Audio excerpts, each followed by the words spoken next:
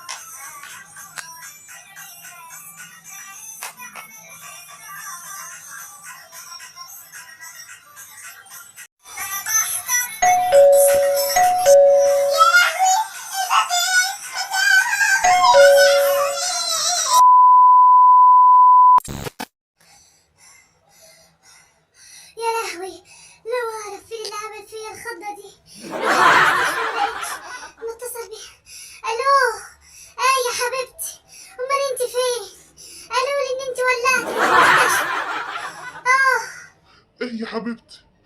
لا يا اختي، مين اللي عمل فيك المقلب ده؟ انا كويسه وفي شقتي في اسكندريه اهو، بجهز الحاجه عشان نزل البحر. نزل البحر. طب بركة يا حبيبتي ان انت بخير. جالي تليفون وقال لي الحقي صاحبتك ام حميد وبتولع. الحمد لله انك بخير، الحمد لله. لو اعرف اللي عمل فيا كده، ده انا جريت على ملا وشي. هاي وكده انتهى الفيديو، ولو عجبكم الفيديو ما تنسوش تعملوا لايك فور اشتراك، وما تنسوش تفعلوا علامة الجرس عشان يوصل لكم كل جديد. وسؤال الحلقة النهاردة، مين اللي عمل المقلب في بكيزة؟ هنستنى رأيكم في التعليقات، وقولوا لنا عايزين مننا ايه الفيديو الجاي، ونشوفكم على خير.